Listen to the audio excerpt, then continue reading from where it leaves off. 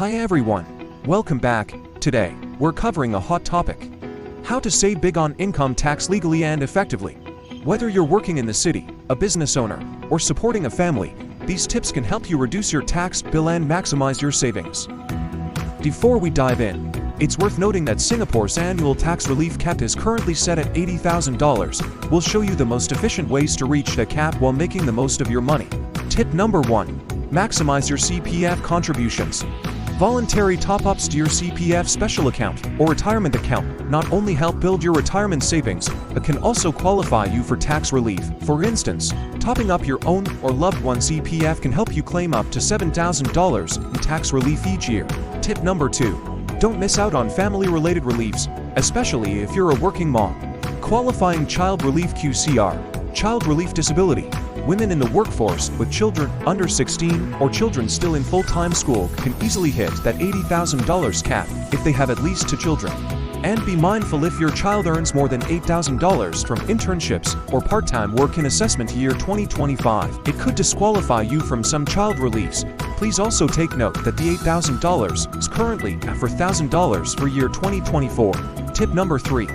Invest in yourself and claim course fees relief. Singapore encourages lifelong learning, and if you're taking any approved courses to upgrade your skills, you can claim up to $5,500 on your tax return.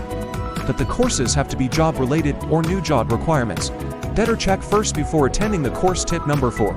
Take advantage of the Supplementary Retirement Scheme, or SRS. Contributions to your SRS account are tax-deductible up to $15,300 per year or $35,700 for foreigner and can lower your taxable income. But if you're already hitting the $80,000 relief cap, additional SRS contributions may not be the best move, as any excess will just be locked into the SRS account without additional tax benefit.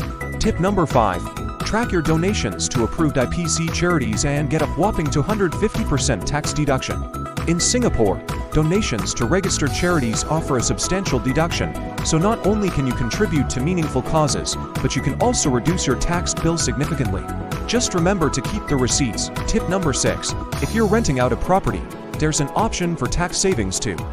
Landlords can claim expenses related to rental income, like maintenance fees, loan interest payment, and property tax. These deductible expenses help reduce the tax you pay on rental income, so be sure to track them. Tip number 7. Plan for parent relief carefully, especially if you have siblings. Parent relief offers a great tax benefit for those supporting their parents, but here's the catch: if only one sibling claims, they'll receive the full relief amount. However, if multiple siblings are claiming, the relief is split proportionally.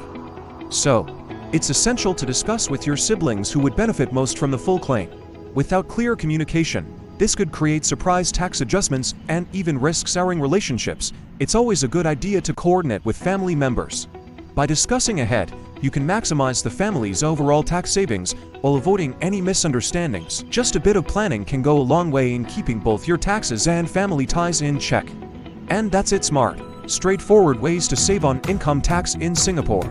Remember to track those reliefs carefully to hit the $80,000 cap without going over. If you found these tips useful, give us a thumbs up, hit subscribe, and let us know in the comments if there are other topics you'd like to see. Thanks for watching, and happy saving!